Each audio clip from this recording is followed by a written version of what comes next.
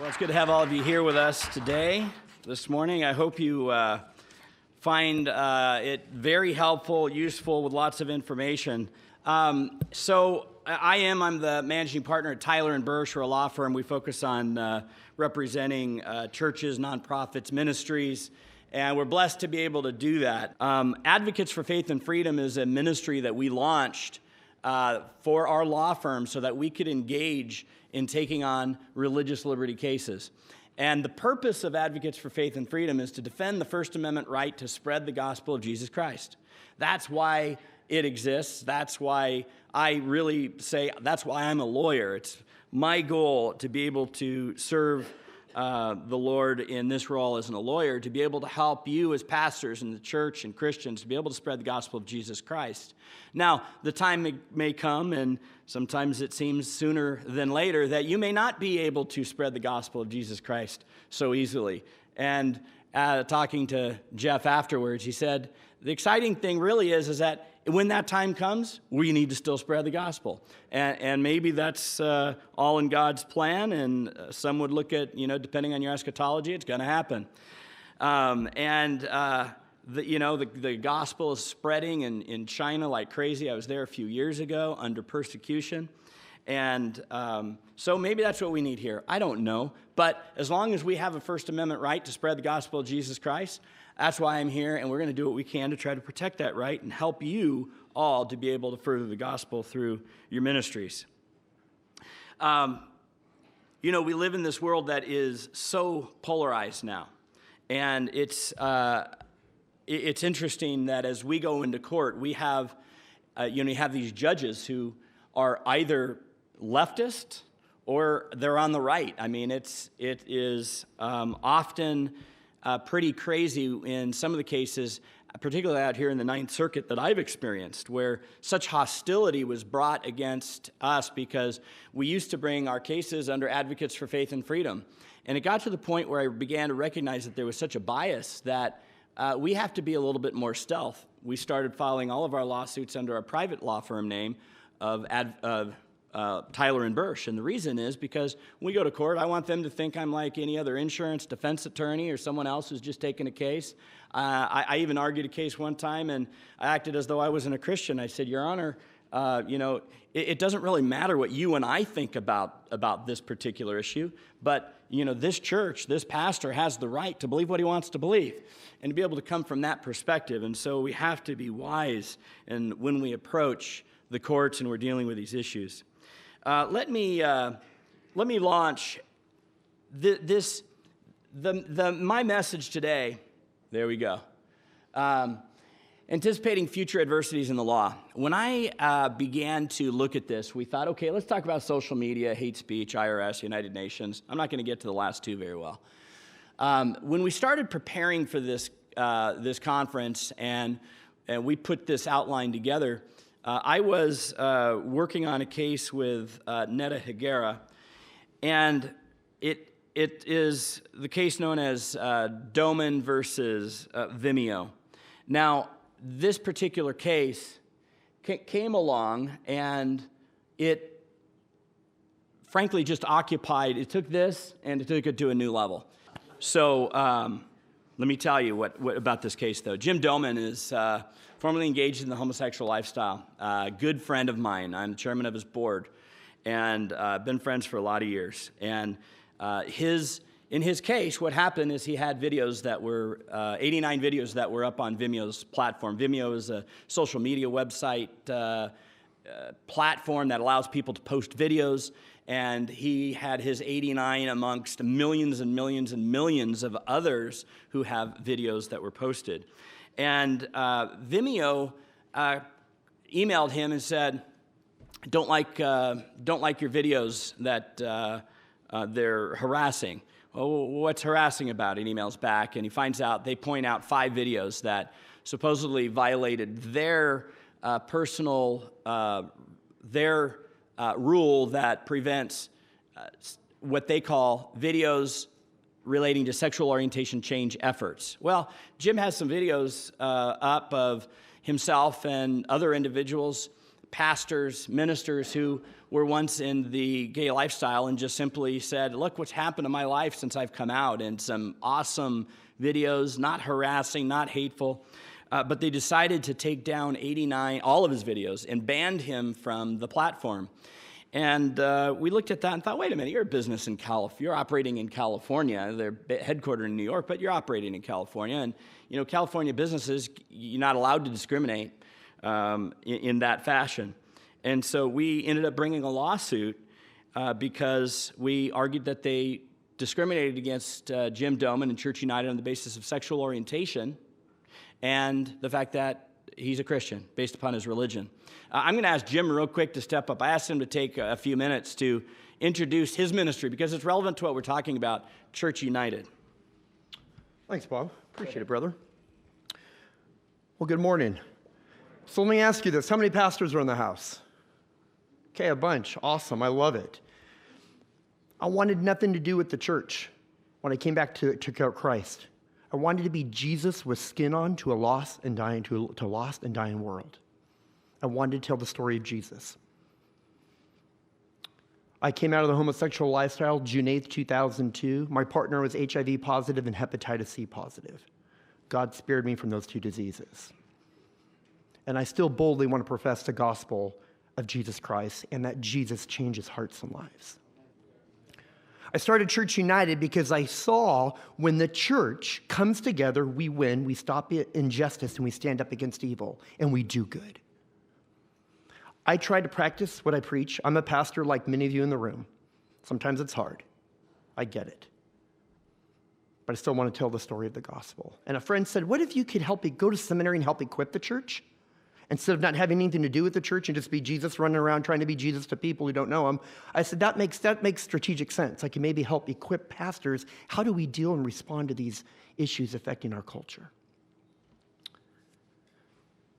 Last month, I led my neighbor to the Lord. Greatest commandment. We're talking about scripture and Bible. And what is that? The greatest commandment, love the Lord your God. We know that. Second, love your neighbor as yourself. I led my neighbor to Christ last month. Okay? Neighbor on 2 doors down, I baptized the dad and his 2 sons Easter a year ago. Church, I try to practice what I preach and live it out fully. So when I had a group of pastors in North Orange County meet Assemblyman Philip Chin, my gift of discernment told me, this guy doesn't know Jesus. So I went and had lunch with him and said, I told him my story and how Jesus changed my life. And he said, I've never accepted Jesus. And you know what I told him? An elected official, California Assemblyman, separation between church and state. I'm a pastor. I can't talk to you about this. Of course not. I led him to Christ in a Chili's restaurant. And you know what he said? Can you come meet my staff? Can you come talk to my chief of staff? So I meet him, and the chief of staff says, you know what, Jim, I've seen a change in his life. Could you disciple me too? He calls me a spiritual advisor. Church, why do we think we have nothing to do with government? So what Church United does, we disrupt pastors, California pastors, you in this room. Okay, how many Church United pastors? How many of you have been on a trip to Sacramento, D.C.? Okay, we scholarship pastors to go to D.C., to go to Sacramento. No cost to you or the church. And pastors, if you want to talk to any of these pastors here, ask them about the experience. We don't tell you what to do. The Holy Spirit does. We just let him do his work. It's like you go on a short-term missions trip to our nation's capitals. You know, and as I tell pastors, find me a book in the Bible that doesn't have God's leader or people interacting with government officials. If it's a pharaoh, if it's a king, if it's John the Baptist calling out Herod on an adultery, not a sin of LGBTQ stuff. There's a whole lot more adultery going on than there is LGBTQ issues in this culture today. Although that agenda is coming after our children specifically. I don't have time to get into that. But Church United is a ministry that serves California pastors. And we're impacting the state for Jesus. At the government level, at the policy level, and then right down in our neighborhoods, right down where your churches are located. And I'm watching it as pastors stand up when the city of San Diego is coming after Hispanic pastors and saying, we want to shut you down because the pot industry's got a lot of money, and we want to buy, because you won't sell to the pot industry, we're going to try to buy you out. Tyler Bursch represented those churches as well. Or their pastors up in Orville where they passed pot, the city council. Do you know what the church did? 20 churches came together, voted off all the bad people, and put godly men and women on their city council. Think about that. Church, we can put godly men and women in places of authority who have a biblical world, who believe in Jesus. And guess what? And if our elected officials don't, do you even know what their names are? Do you even know their name? You could pick up a phone or text them and say, let me tell you about Jesus, or at least just have coffee and build a relationship. Pastors, they'll listen to you because you represent votes. You don't have money in their mind, but you've got votes. And so that's a little bit the heart of Church United. We're a relational ministry serving pastors, helping pastors engage in our culture. And I'm seeing change happen in California, of all the states. I'm watching it happen. I'm seeing as God's church comes alive. So that's a snapshot of Church United. I've been told I can't talk about the lawsuit. As you know, we talk a lot, so I can't talk about that, but I'll let Bob unpack that and what's been going on with that. And I'm grateful for Advocates for Faith and Freedom, Tyler and Bursch, representing us and really protecting our rights as the church to freely express our religious convictions, our biblical worldview, and not allow businesses say, no, you can't come here. You're a Christian. No, you're a former homosexual. You're about hate, or you're about this, and literally silence us because I have a different viewpoint or I have a different experience that someone may have gone through. Anyway, God bless you all. I'd love to see you at the ballot gathering, and I'll do a breakout conference with there. So thanks, Bob. Thanks. Thank you. So you can see how, as a lawyer, I'm able to represent somebody like him whose goal is to spread the gospel. And if we can help, if it takes filing a lawsuit in instances to preserve a First Amendment right or protection that is granted to us under the laws, we want to be able to do that so that gospel continues to be spread, so the good news keeps going forth. So we filed a lawsuit against Vimeo on behalf of Church United and Jim Doman. We sued under the California Unruh Civil Rights Act. And that is a law that says, businesses cannot discriminate in California. So it's if a gay person, a person of a minority race or any race comes in and the restaurant says, sorry, we're not serving you because we don't serve your kind, what do you think's going to happen? In California, they're not going to be allowed to do that. Everyone asks, well, wait a minute, we have the sign up that says no shirts, no service, we refuse the right to serve to anyone, that kind of thing. No, you don't have that right. You don't have that right to not serve anyone if you are a business in California. Now, businesses don't include churches in California. It doesn't necessarily include a ministry either. There's litigation about that, and over time that will be more defined. But today we're talking about businesses, and Vimeo is a business, though based in New York. They're operating here in California. And this case, after we filed it, became something far greater than I thought it was actually going to be. I was surprised. We sued based upon sexual orientation, discrimination, because Jim Doman is a former homosexual, and that was one of the specific issues they were addressing. So you can't talk about that stuff, about being a former homosexual or seeking to help individuals change their lives. Furthermore, we said it's based upon his religious beliefs and his views. And so we brought this lawsuit, and Vimeo argues, I'm arguing in New York City in Manhattan in the federal district court, and the judge says, but counsel, there's this immunity law called the Communications Decency Act that prevents discrimination that gives immunity to these video companies, to internet companies, to these platforms. And so that became a big issue. And we had to argue about that. Before we get there though, one of the questions that people often ask me is, say, wait a minute, what about the cake maker, Jack Phillips? We talked about this case, Masterpiece. Eric Treen had it on his screen a little earlier, where the U.S. Supreme Court said the cake maker did not have to design and make this cake for a same-sex wedding. He's a business, yes, and there's non-discrimination laws there that exist. And so that's often this question. It's this question of free speech. What about the free speech rights of the business, such as what about the free speech rights of Vimeo? Why should they be forced to allow this to come up? Why should they be forced to allow Mr. Doman to place his videos up? Well, the Supreme Court said in this Masterpiece case, you can't force Jack, the cake maker, to design a wedding cake to celebrate a same-sex wedding. We're not asking Vimeo to create or produce or design a video for Church United or Jim Doman. We are asking them to rent storage space.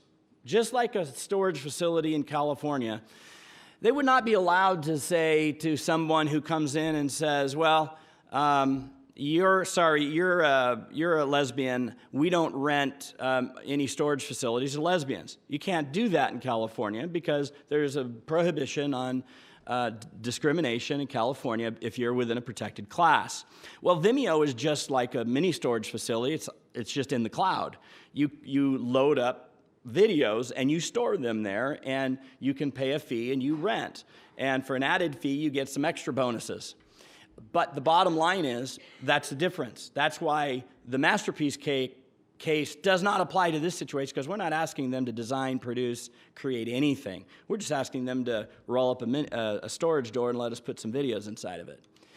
So the other question that often comes up, is the free exercise of religion, the right of association. Well, Vimeo is not a religiously based or ideologically based. Well, they are maybe ideologically based, but they don't portray themselves to be. They say, hey, we're this space for free speech and for people to have, we have 90 million videos, et cetera.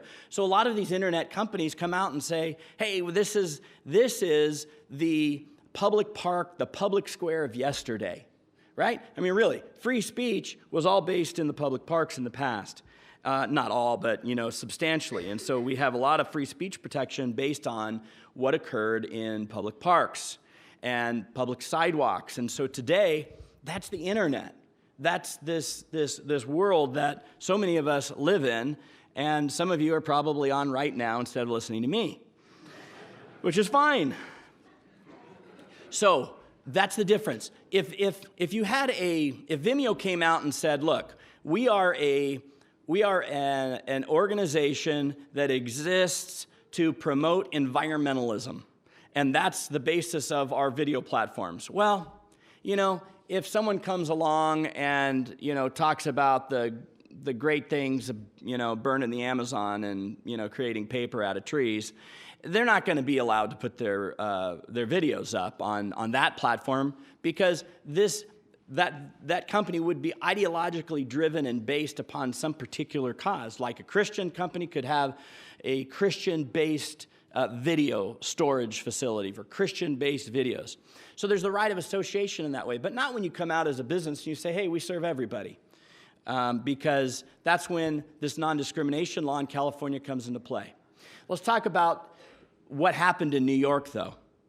So now in New York, we know that, okay, the free speech clause, that's not relevant. None of those things are relevant. We're thinking, hey, we got a good case. We're in a good position because they've discriminated against him. We've got, we believe, good evidence to show discrimination based upon sexual orientation.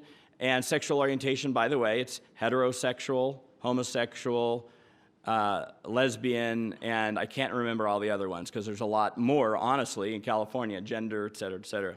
And so we felt we had a good case. And however, what's happened is the video companies say, there's this Federal Communications Decency Act, and it was passed in 1996.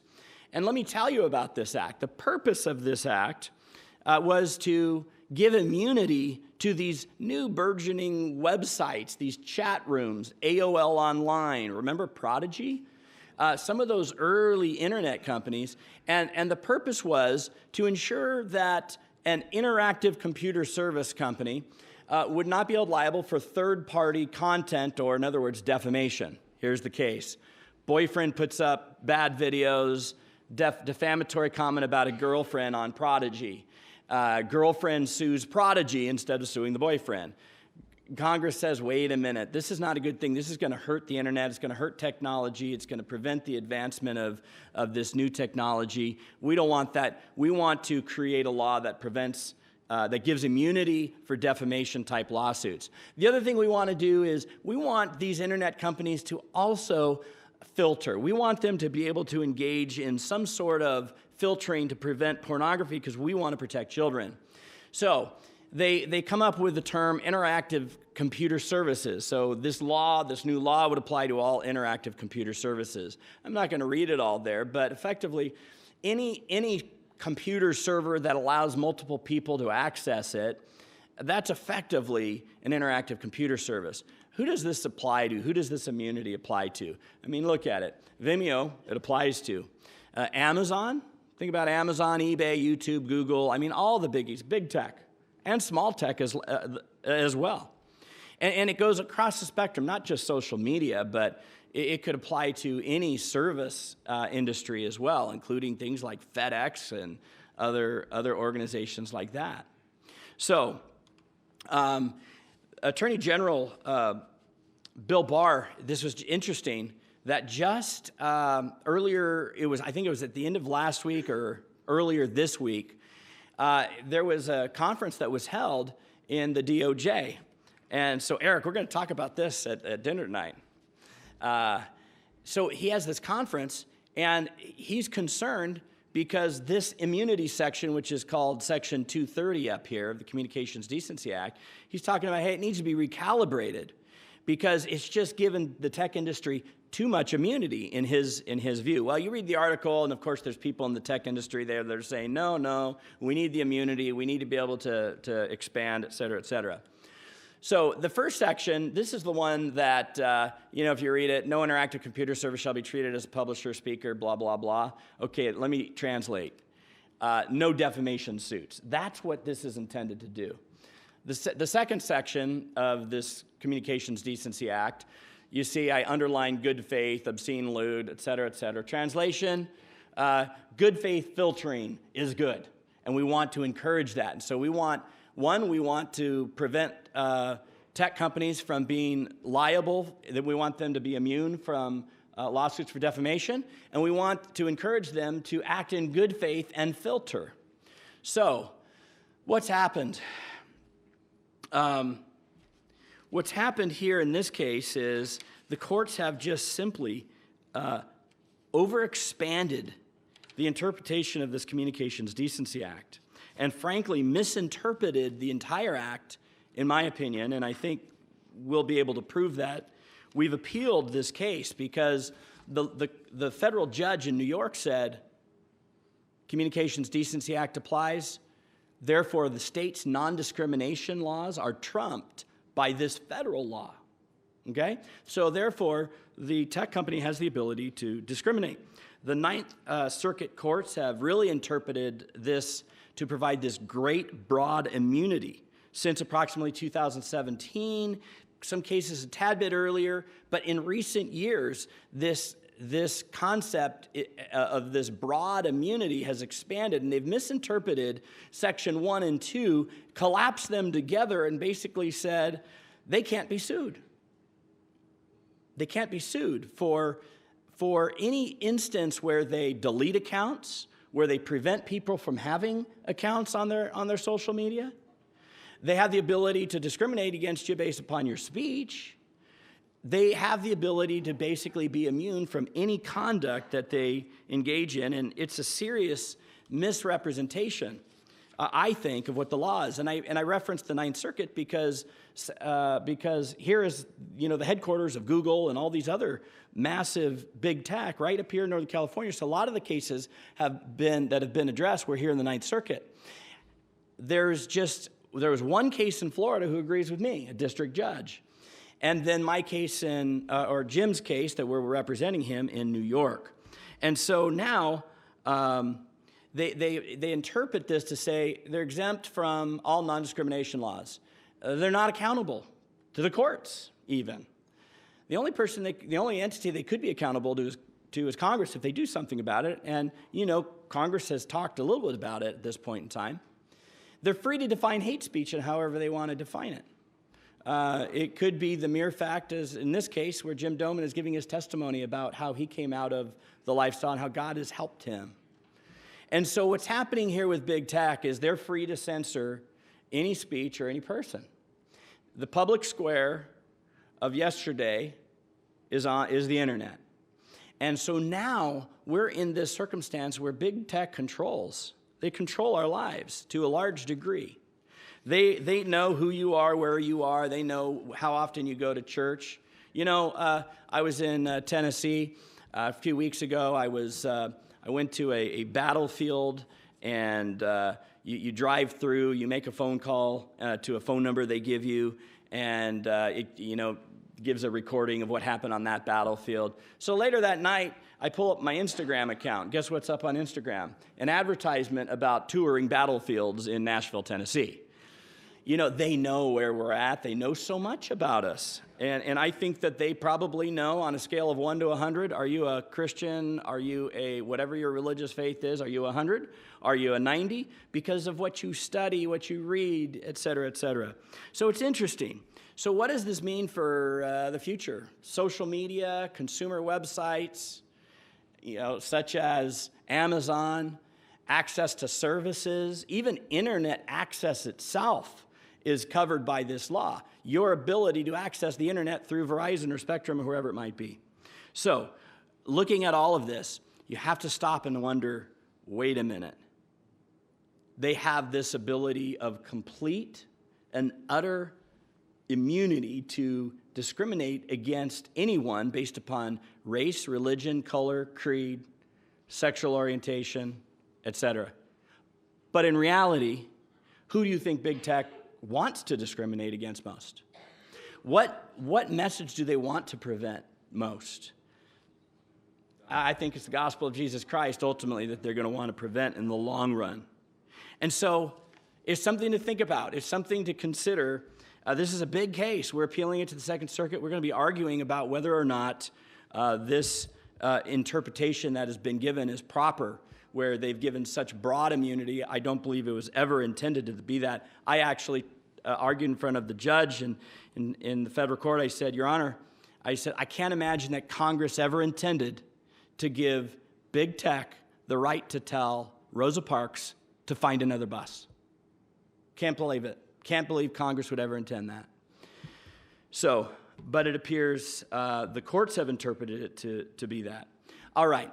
Well, I'm just about done. We're a little bit ahead of time, but I'm just going to go over a couple other things just real quickly. Things that we see that are on the horizon in terms of what's threatening our ability to be able to spread the gospel. One, certainly it's the Communications Decency Act, and we'll be battling it.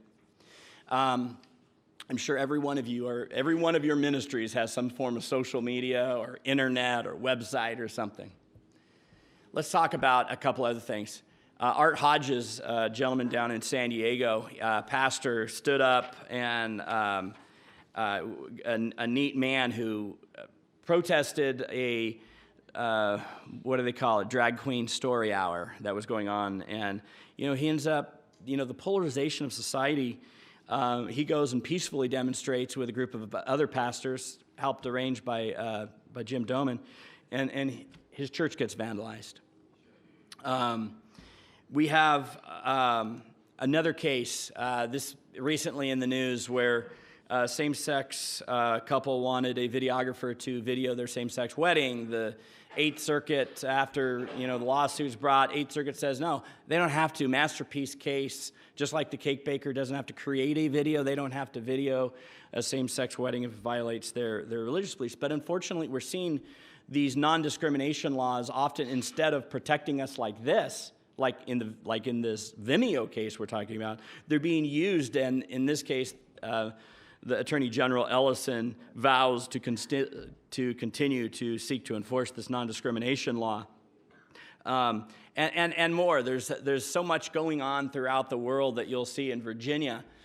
Similar non-discrimination laws are being sought to be added without exemptions for religious liberty. As I understand it, it's still mulling through the legislature, and there's a big battle there, as I understand it today, last time I checked. Overseas, we see a lot of criminalization of what they call hate speech, and it's just simply a person who may be sharing the gospel. I had a gentleman who was defending a man in England who had been beaten up after he had a sign protesting some sort of gay event. This is about 15 years ago. And he, in a hotel room, he was this lawyer at a conference I was at, and he cried, and he said, Bob, you, speaking of us lawyers in the United States, you are our last hope for religious liberty. America has to stand because this definition of hate speech is being so broad. And then even more recently, I think everyone was probably pretty shocked when you heard O'Rourke, who was running for a Democratic nomination, threatened saying, I don't think that churches who are anti-LGBTQ should have tax-exempt status. Well, my response would be, no, churches aren't anti-LGBTQ, at least probably nobody in this room. What you are is you want to promote the gospel of Jesus Christ and encourage people to live in a way that furthers the gospel and is best for their lives. And so this is, these types of threats that could be coming from the IRS. I'll leave you this last quote. Martin Luther King, for the churches, we just hope that you will hear and engage. 1963, prophetically, Martin Luther King said, the church must be reminded that it is not the master or the servant of the state, but rather the conscience of the state. It must be the guide and the critic of the state and never its tool. If the church does not recapture its prophetic zeal, it will become an irrelevant social club without moral or spiritual authority. And I have to say that probably the single greatest threat that I fear is the church becoming irrelevant.